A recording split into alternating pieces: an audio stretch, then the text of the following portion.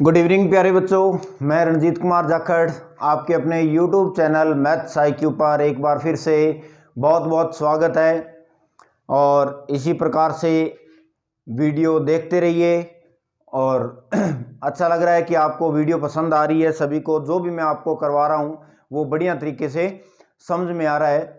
तो last video में अपने क्या किया था, जो चैप्टर नंबर 7 था अवकलन, उसको कंप्लीट कर लिया है। और आशा करता हूँ भी आप सभी को उसका रिवीजन के द्वारा या पहली बार या दूसरी बार जो भी आपने वीडियो देखी है तो अवकलन आपको अच्छी तरह से आने लग गया होगा। फिर भी कोई दिक्कत प्रॉब्लम आ रही है तो अवकलन की वीडियो ज़रूर देखिए, दोबारा फॉर्मूले याद कीजिए और वीडियो रोक रोक के या जैसे भी आपको उचित लगता है उस प्रकार से उस चैप्टर को कंप्लीट कीजिए भी, ठीक है। बहुत बढ़िया तरीके से मैंने मेरी तरफ से अच्छे से सारे क्वेश्चन करवाए हैं और जो आपका सिलेबस अब 60% जो रहा है वही आपको करवाया। अभी तक आगे की कोई गाइडलाइन आई नहीं है, नोटिफिकेशन आया नहीं है बोर्ड की तरफ से भी और सिलेबस कम है या नहीं है, तो वो भी आएगी तो आपको सूचना मिल जाएगी, ठीक है। तो 7th चैप्टर के अंदर जो जो आपका जो सिलेबस आया था उस सिलेबस के अकॉर्डिंग आपको उस चैप्टर में से सारे क्वेश्चन करवा दिए हैं एग्जाम्पल को छोड़कर, ठीक है। अब आज अपने नया चैप्टर स्टार्ट करने जा रहे हैं, चैप्टर नंबर 8, ठीक है, जिसका नाम है अवकलज के अनुप्रयोग, एप्लीकेशन ऑफ डेरिवेटिव्स, ठीक है। तो हिंदी मीडियम वाले स्टूडेंट को तो कोई दिक्कत है ही नहीं, साथ साथ में जो इंग्लिश मीडियम के स्टूडेंट है वो भी घबराने की कोई ज़रूरत नहीं है। मैं साथ साथ में इंग्लिश में भी रिपीट कर रहा हूँ आपको, जो भी कोई भी वर्ड मेरे को लगता है भी ये इंग्लिश में बोलना चाहिए तो ठीक है। तो किसी प्रकार की कोई दिक्कत प्रॉब्लम नहीं आने वाली है आपको, वीडियो आप ज़रूर देखिए। और अब इस चैप्टर के अंदर जो आपका पूरा चैप्टर था जिसमें 8.1 से लेकर 8.6 एक्सरसाइज है, इन 6 के अंदर आपको सिलेबस में कौन सी रह गई है कौन सी हट गई है। वैसे तो मैं सिलेबस में डिस्कस कर चुका हूँ सारा कुछ, सिलेबस की वीडियो बनाई थी मैंने, टोटल उसमें सिलेबस बताया हुआ है और उस वीडियो का जो लिंक है वो नीचे डिस्क्रिप्शन में दिया गया है। और इस 8th चैप्टर के जस्ट खत्म होने के बाद में अपने देखेंगे भी समाकलन स्टार्ट करते हैं या वेक्टर या 3D स्टार्ट करते हैं। तो उससे पहले भी आपको बता दूं, मैं पहले भी बहुत बार बता चुका हूं आपको भी, ट्रिग्नोमेट्री फॉर्मूले जो है उनकी मैंने एक वीडियो बनाई थी और वो वीडियो जो है बहुत इंपॉर्टेंट है आपके लिए। उसमें 10th से लेकर 12th तक के जितने फॉर्मूले यूज होते हैं वो सारे फॉर्मूले बताए हुए हैं। तो बेटा आप उस वीडियो को ज़रूर देखें और उसका लिंक भी मैंने डिस्क्रिप्शन में दिया हुआ है। और एक आप काम और कीजिए भी, जो भी बच्चे, बहुत से बच्चे टेलीग्राम पर जुड़े हुए हैं, अगर नहीं जुड़े हुए हैं तो टेलीग्राम चैनल जो है वो आप मैथ्स IQ नाम से बना हुआ है, ठीक है, इस नाम से टेलीग्राम चैनल है। तो उस चैनल को आप ज्वाइन कीजिए, उसके अंदर आपको जो भी वीडियो आ रही है वो वीडियो भी अपलोड करता हूं मैं, और भी किसी प्रकार की कोई सूचना होती है तो वो सूचना आपको देता हूं। तो उसका लिंक भी आपको मैं डिस्क्रिप्शन में दे दूंगा, तो वहां से आप वो टेलीग्राम चैनल भी ज्वाइन कीजिए। जिसने भी ज्वाइन नहीं किया वो ज्वाइन कर लेना, क्योंकि उसमें आपसे बोर्ड से रिलेटेड या कोई भी, अगर मैं थोड़े दिनों में PDF और स्टार्ट करूंगा, अभी फिलहाल टाइम नहीं मिल रहा है, तो PDF जो भी चैप्टर आपको करवा रहा हूँ थ्योरेटिकल चैप्टर है जिसके अंदर भी, तो या आपके जो भी काम की PDF है वो आपको मैं उसके अंदर डाल दूंगा। आपके फॉर्मूलों से रिलेटेड है, आपकी थ्योरी से रिलेटेड है, तो वो आपको वहाँ पर मिल जाएगी। तो मैथ्स IQ ये चैनल है, ये आप ज़रूर ज्वाइन कीजिए भी, ठीक है। और भी जिसने नहीं ज्वाइन कर रखा है उनको भी बताइए। तो आज की वीडियो स्टार्ट करने से पहले जो भी स्टूडेंट बेटा नए हैं, आज पहली बार वीडियो देख रहे हैं, तो वो आप चैनल को सब्सक्राइब करें और बेल आइकन को प्रेस करें, ठीक है, ताकि आपको नोटिफिकेशन मिलती रहे। और वीडियो को लाइक करना कतई मत भूलिए और ज़्यादा से ज़्यादा शेयर कीजिए, कमेंट्स करते रहिए भी, ठीक है। तो चलिए आज की वीडियो स्टार्ट करते हैं। और स्टार्ट करने से पहले पीछे आपको जितना भी करवाया हुआ है, जिसने भी रिवीजन नहीं किया है वो रिवीजन कर लेना, क्योंकि ये दोनों तीनों चैप्टर जो है डेरिवेटिव के, अब 7वां जो 7th चैप्टर आपको करवाया है वो आपको अच्छे से आना चाहिए, वो बढ़िया तरीके से अवकलन आपको आती है, तो इस चैप्टर में कोई दिक्कत नहीं आएगी। ठीक है, तो पहले तो मैं आपको स्टार्ट करवा रहा हूँ भी इस चैप्टर के अंदर टोटल कौन कौन से टॉपिक है। सारे जो टॉपिक हैं वो मैंने बोर्ड पे लिखे हुए हैं, हिंदी और इंग्लिश दोनों के अंदर, और फिर अपने डिस्कस करेंगे भी इनमें से कौन से एक्सरसाइज आपको करनी है और कौन सी एक्सरसाइज आपको छोड़नी है, और कौन कौन से उनके अंदर क्वेश्चन करने हैं, कौन से एग्जाम्पल करने हैं, हर एक प्रकार की डिटेल्स आपको बेटा मिलेगी। ठीक है, घबराइए नहीं और वीडियो को लास्ट तक जरूर देखा करो। तो चलिए स्टार्ट करते हैं। चैप्टर नंबर 8 अवकलज के अनुप्रयोग, एप्लीकेशन ऑफ डेरिवेटिव। ठीक है भी, तो आपके भाई बंधु साथी जो भी है उनको वीडियो शेयर कर दीजिए ताकि सारे आ जाए, और चैट थोड़ी कम किया करो, वीडियो पे ध्यान थोड़ा ज़्यादा दिया करो। ठीक है बेटा, तो देखिए भी, और अच्छा लग रहा है भी, बहुत से स्टूडेंट है, जैसे दीपक है, अरविंद है, अंबिका है, ठीक है, राव है, ये रामनिवास है, अमित है, यानी बहुत से स्टूडेंट है जो रेगुलर लाइव चैट के द्वारा ये वीडियो रोज देखते हैं। तो बेटा आपके साथी और भी जितने भी है उनको भी आप बोलिए और वीडियो आप देखते रहिए और अपना सिलेबस कंप्लीट कीजिए। और कई बच्चे अब बार बार कमेंट्स में पूछते हैं सर सिलेबस पूरा करवाओगे, तो बेटा आपके सामने देख लीजिए किस स्पीड से करवा रहा हूँ। अब एक भी दिन बहुत रेयर चांस है भी मैंने कोई वीडियो अपलोड ना की हो। ठीक है, जैसे ही टाइम मिलता है वीडियो अपलोड कर देता हूँ। ठीक है, तो चलिए 8th नंबर चैप्टर है जिसके अंदर देखिए आपके पहले टॉपिक कौन कौन से है। नंबर 1 टॉपिक है राशियों के परिवर्तन की दर। ठीक है, राशियों के परिवर्तन की दर है जो 8.1 है। ठीक है ना, एक्सरसाइज है 8.1। नंबर 2 टॉपिक आपका वर्धमान या ह्रासमान फलन, यानी इंक्रीजिंग एंड डिक्रीजिंग फंक्शन। ये था rate of change of quantities. ठीक है, अब दूसरा टॉपिक है वर्धमान या ह्रासमान फलन, इंक्रीजिंग एंड डिक्रीजिंग फंक्शन, यानी ये एक्सरसाइज है आपकी 8.2 8.2। ठीक है, तीसरा आपका टॉपिक है स्पर्श रेखाएं एवं अभिलंब, यानी टेंजेंट्स एंड नॉर्मल्स। ये आपकी एक्सरसाइज है 8.3। ठीक है, उसके बाद में है सन्निकटन यानी एप्रोक्सीमेशन। एप्रोक्सीमेशन जो है वो आपकी एक्सरसाइज है 8.4। ठीक है, फिर है उच्चिष्ट एवं निम्निष्ट, यानी मैक्सिमा एंड मिनिमा। ये आपकी एक्सरसाइज नंबर है 8.5। और लास्ट है आपका उच्चिष्ट एवं निम्निष्ट के अनुप्रयोग, यानी application of maxima and minima. ये एक्सरसाइज है आपकी 8.6। और प्लस में आपकी एक रहेगी मिसलेनियस, यानी विविध प्रश्नमाला, एक वो रहेगी। क्लियर?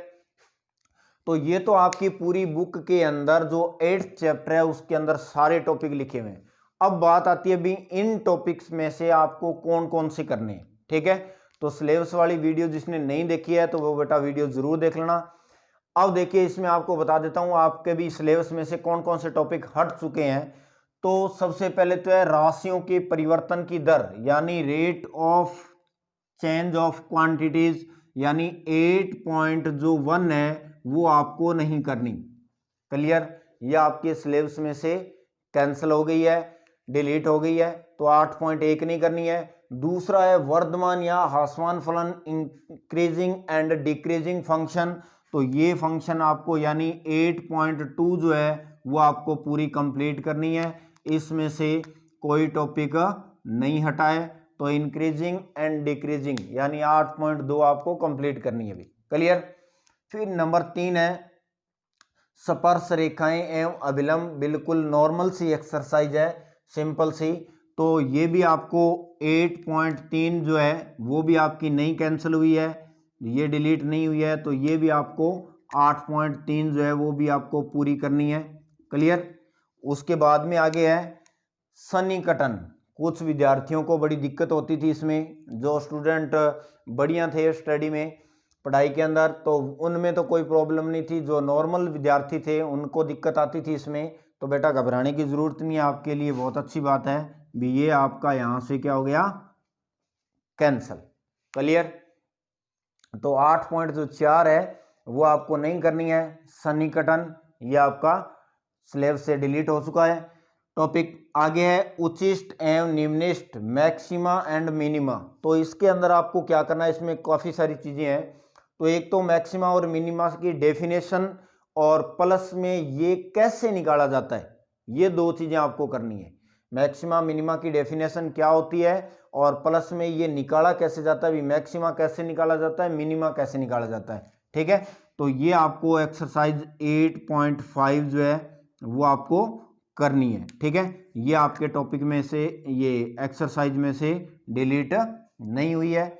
और उसके बाद में सभी विद्यार्थियों के लिए जो महाभारत थी, जिसके बड़े ही घबराते थे क्योंकि क्वेश्चन काफ़ी बड़े हो जाते थे इसके, उच्चिष्ट एवं निम्निष्ट के अनुप्रयोग। ठीक है, तो अब घबराने की ज़रूरत नहीं है इसी साल, तो क्योंकि ये 8.6 जो है ये भी आपके सिलेबस में से डिलीट हो चुकी है।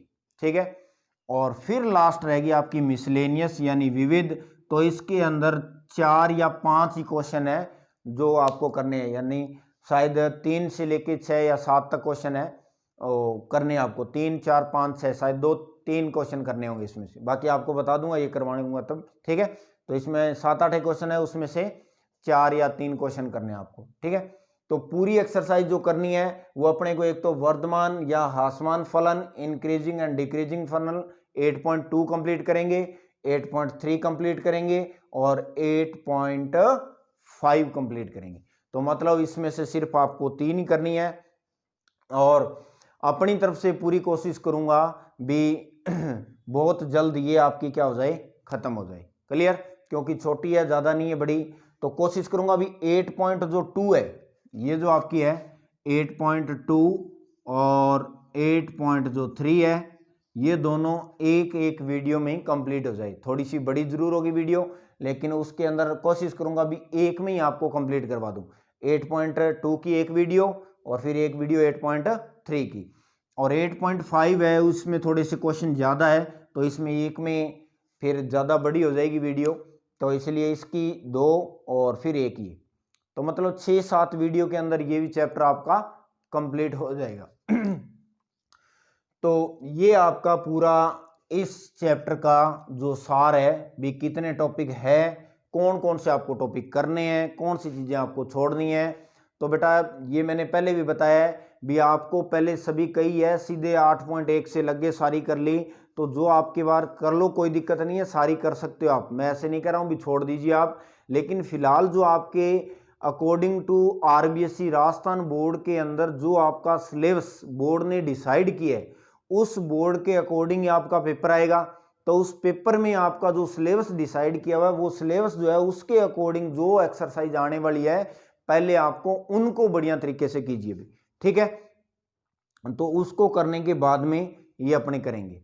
तो ये आज इतना आपको बताया। अब अपने इसके अंदर पहला टॉपिक स्टार्ट करें आज, वर्धमान और ह्रासमान फलन।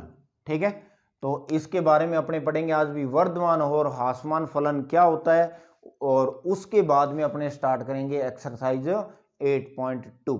क्लियर, तो चलिए स्टार्ट करते हैं आज का टॉपिक। तो चलिए भी आज का टॉपिक स्टार्ट कर रहे हैं, वर्धमान या ह्रासमान फलन, increasing and decreasing function.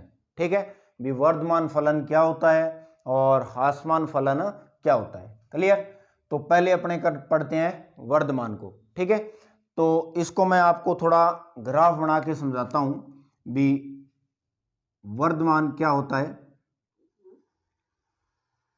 Increasing function क्या होता है। मान लीजिए ये कोई दो अक्षें हैं, ये आपके है एक्स अक्ष और ये है वाई अक्ष।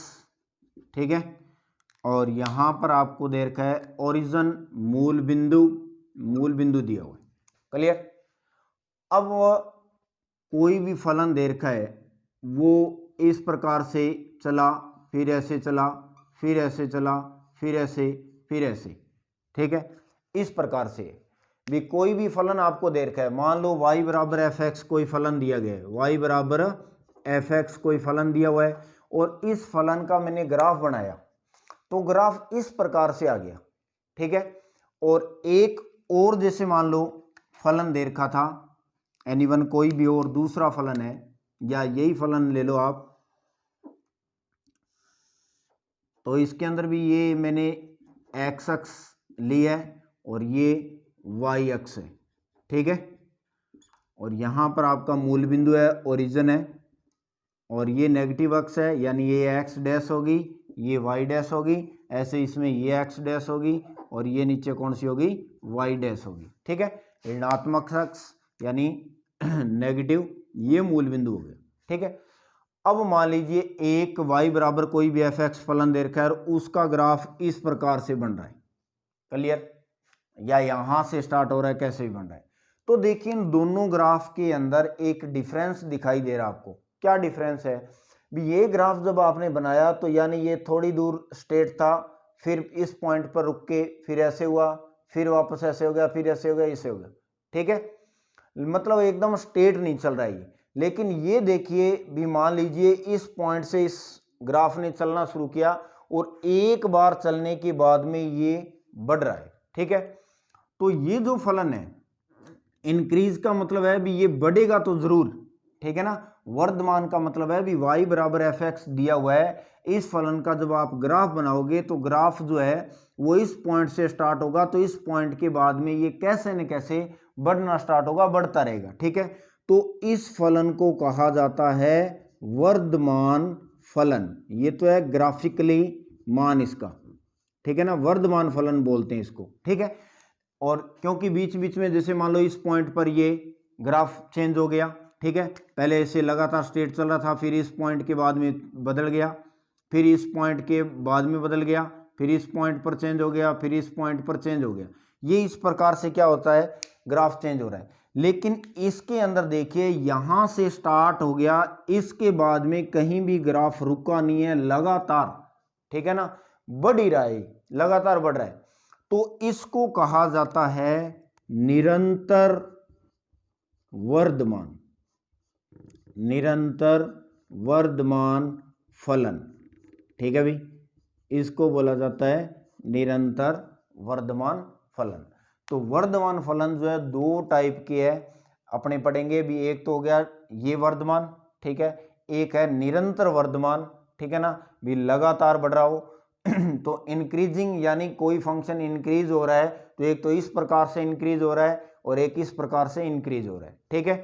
तो इसको तो बोलते हैं सिंपल इंक्रीजिंग फंक्शन, ठीक है ना, भी लगातार नहीं बढ़ रहा है, ये थोड़ी किसी पॉइंट के बाद में ये क्या हो गया, चेंज हो गया, फिर इस पॉइंट के बाद में चेंज हो गया, तो ये तो हो गया वर्धमान फलन। लेकिन ये किसी भी पॉइंट से, जिस पॉइंट से ये स्टार्ट हो गया उसके बाद में ये बढ़ रहा है, कहीं भी कम नहीं हो रहा है, लगातार, ठीक है ना, निरंतर, तो इसको बोला जाता है निरंतर वर्धमान फलन। तो ये तो आपको ग्राफ समझा दिया, ग्राफिकली है। अब मैथमेटिकली इसको कैसे समझेंगे, तो वो देखिए भी मैथमेटिकली इसकी डेफिनेशन क्या होगी। अब मान लेते हैं अपने भी, यदि कोई फलन दे रखा आपको y बराबर एफ एक्स, तो देखिए यदि कोई फलन एफ एक्स अंतराल, ठीक है ना, सैवर्त अंतराल है, मान लीजिए a, b में सतत तथा अंतराल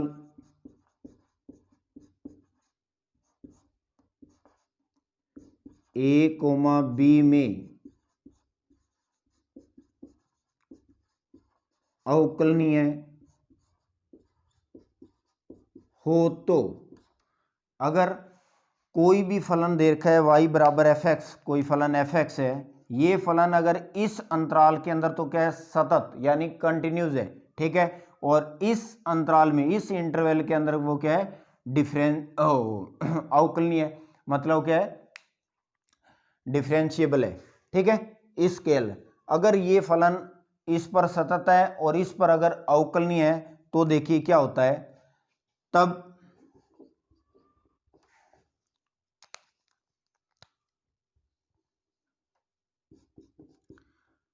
एफ डैश एक्स का मान अगर क्या हो ग्रेटर जीरो, ठीक है ना, भी एफ डैश एक्स का मान क्या है ग्रेटर जीरो, और एक्स बिलोंग्स टू क्या होगा ए कोमा बी, ठीक है ना, B F dash greater zero और एक्स बिलोंग्स टू ये, तो एफ एक्स यानी को क्या फलन एफ एक्स,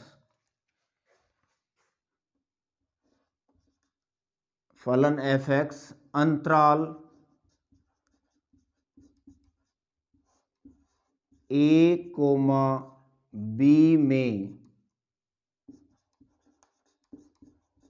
वर्धमान होता है, ठीक है। यानी आपको क्या करना है इस फलन का, अब मैथमेटिकली इस क्वेश्चन को कैसे करना है वो ध्यान से समझिए। भी सवाल में आपको क्या दिया होगा, क्वेश्चन के अंदर y बराबर कोई भी फलन दिया होगा और कोई अंतराल दिया होगा और आपसे पूछेगा भी बताइए इस अंतराल के अंदर ये फलन वर्धमान है या ह्रासमान। तो आपको क्या करना है उस फलन का अवकलन करना है और अवकलन करने के बाद में आपको चेक करना है भी इस अंतराल के अंदर इस फलन का मान ग्रेटर जीरो है या लेस देन जीरो है। अगर उस अंतराल के अंदर इस फलन का मान अगर ग्रेटर जीरो है,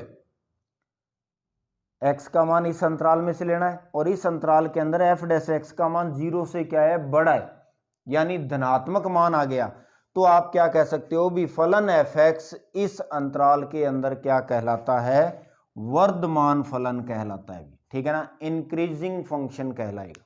क्लियर।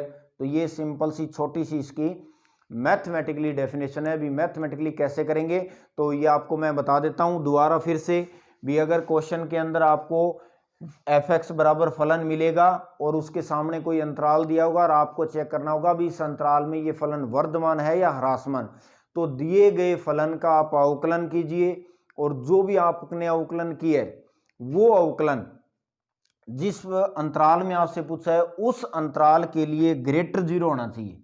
उस अंतराल के लिए अगर ये F dash x greater zero है तो आप क्या कह सकते हो भी ये फलन जो है इस अंतराल के अंदर क्या है वर्धमान है। क्लियर। तो ये तो था वर्धमान का सार। अब अपने दूसरा फंक्शन पढ़ते हैं भी ह्रासमान क्या होता है। ठीक है, आगे देखिए भी इसका सेकंड है ह्रासमान फलन यानी डिक्रीजिंग फंक्शन क्या होता है। तो वही ग्राफ बना रहा हूं मैं एक बार।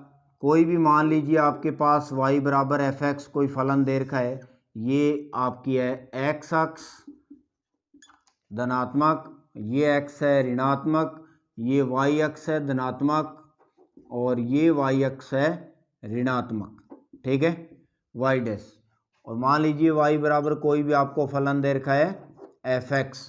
ठीक है, तो इस फलन के लिए अब मान लो ये जो फलन है इस फलन का आपने ग्राफ बनाया, तो ग्राफ जो है इस प्रकार से चला, फिर ऐसे हो गया, फिर ऐसे चला, ठीक है, भी ऐसे चला, फिर ये ग्राफ ऐसे हो गया, फिर ऐसे हो गया, ये इस प्रकार से ग्राफ यानी इस पॉइंट के बाद में ये लगातार क्या है नीचे आ रहा है, ग्राफ नीचे आ रहा है। लेकिन क्या है भी हर पॉइंट के बाद में थोड़े न थोड़े ये जो ग्राफ है इन पॉइंट्स के बाद में चेंज हो रहा है।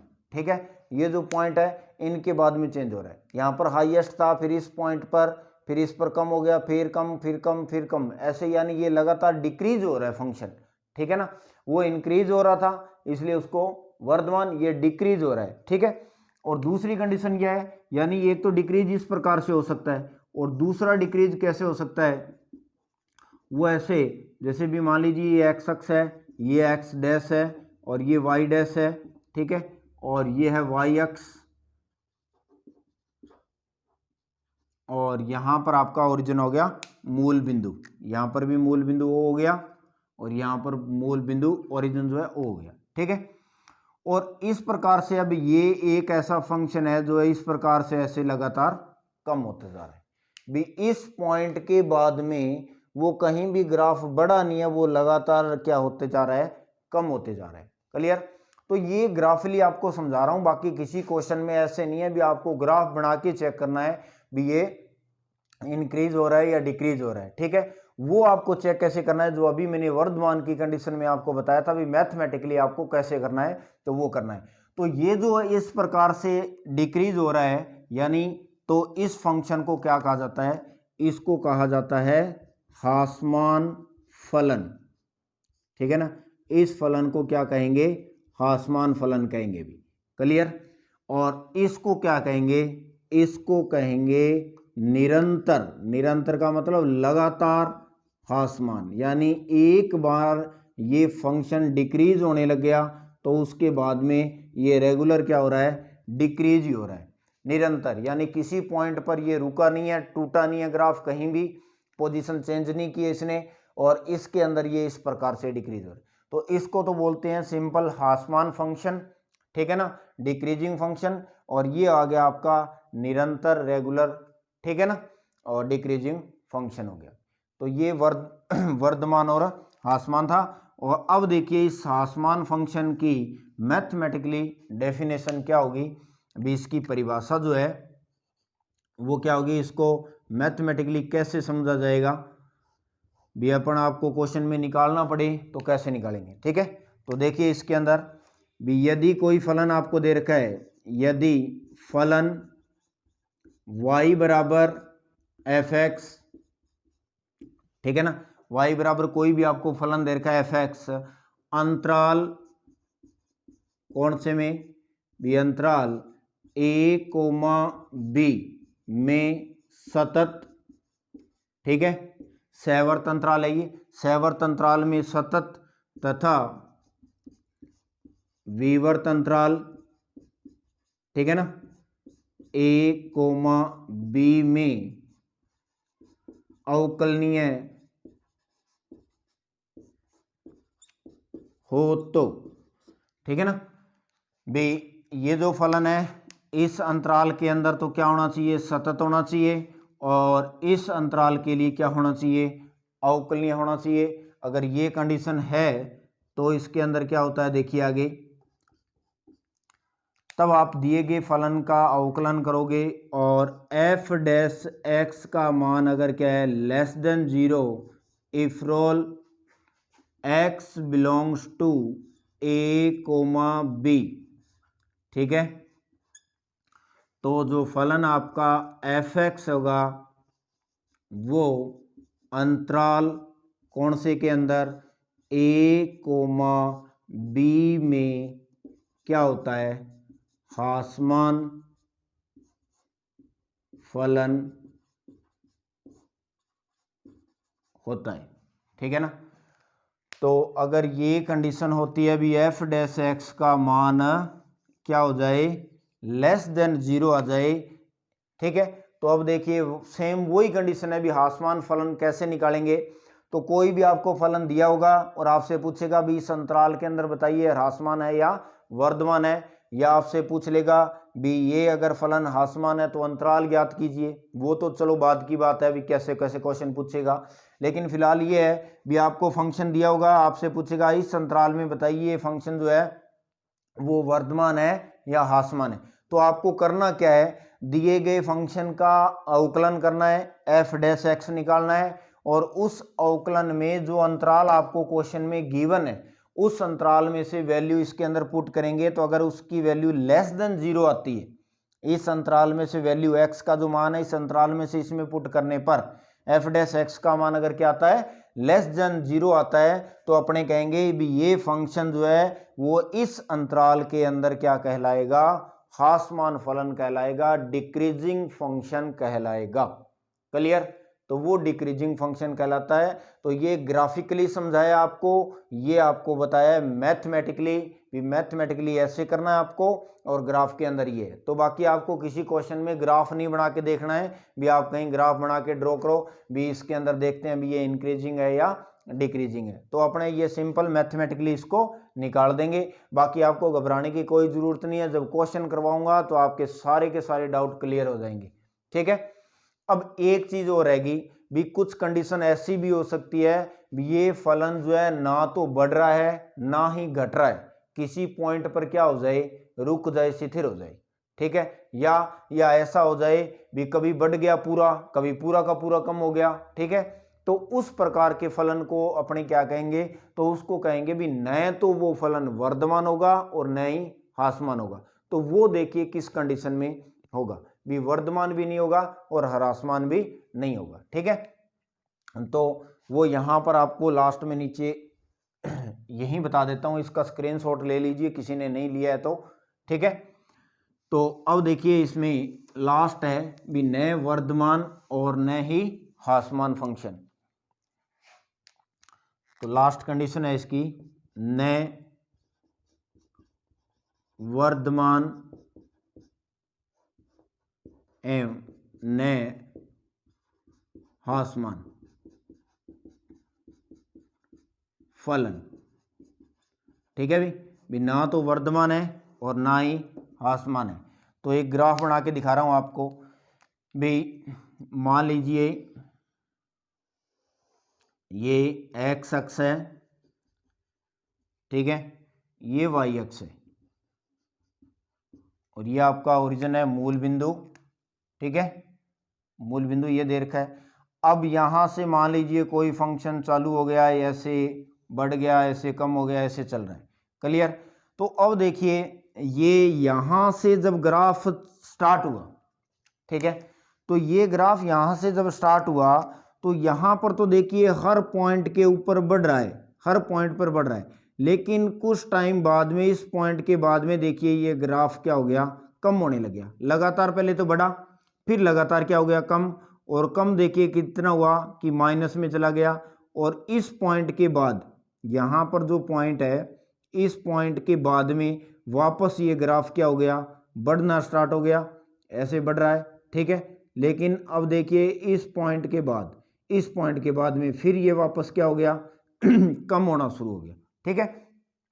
तो इस प्रकार की कंडीशन जो आ रही है, तो ये जो फंक्शन आपका है ये क्या, कौन सा फंक्शन होगा, ये ना तो सॉरी भाई, अब ये ना तो फलन क्या है, वर्धमान है और ना ही ह्रासमान है। तो इस फलन को क्या कहेंगे, ना वर्धमान है और ना ही ह्रासमान है। तो ये कैसे निकाले जाते हैं, ये भी अपने आगे क्वेश्चन करेंगे, तब आपको समझ में आ जाएंगे। और बाकी एक चीज वो आपको मैंने बताई अभी भी, दो कंडीशनें बताई थी भी एफ डैश एक्स का मान, ठीक है, यहां पर दोबारा लिख देता हूं मैं भी। पहली कंडीशन एफ डैश एक्स का मान अगर ग्रेटर जीरो है, ठीक है, ग्रेटर जीरो कब है, B for X belongs to A comma B, इस अंतराल के लिए, इस अंतराल के अंदर इसका मान जो है ग्रेटर जीरो है। दूसरा आपको मैंने बताया क्या, बी एफ डैश एक्स का मान जो है इस अंतराल के लिए क्या है, लेस देन जीरो है। और एक तीसरी कंडीशन ये भी हो सकती है बी एफ डैश एक्स का जो मान है वो क्या हो जाए, इस अंतराल में से कोई भी पॉइंट रखने पर क्या हो जाए, जीरो। जीरो भी तो हो सकता है भी, एक्स का मान जीरो से बड़ा आ सकता है, धनात्मक हो सकता है, ऋणात्मक हो सकता है और शून्य भी हो सकता है। अगर एफ डैश एक्स का मान, ये ध्यान रखना भी, एफ डैश एक्स का जो मान है वो अगर ग्रेटर जीरो, तो ये जो फलन है ये आपका क्या कहलाता है, ये फलन कहलाता है वर्धमान फलन, ठीक है। ये फलन कौन सा फलन कहलाएगा, वर्धमान फलन कहलाएगा। अगर ये कंडीशन आ जाती है बी एफ डैश एक्स का मान जो है वो लेस देन जीरो आ जाए, तो ये कंडीशन आपकी क्या कहलाएगी, ह्रासमान फलन की कंडीशन कहलाएगी, ठीक है। और तीसरा मान, अगर एफ डैश एक्स का मान जो है वो इसमें से कोई पॉइंट रखने के बाद में मान लीजिए जीरो हो रहा है, तो उसको कहा जाता है अचर फलन। उसको कौन सा फलन कहा जाता है, अचर फलन कहेंगे, क्लियर। तो ये तीन कंडीशनें आपको बताई है।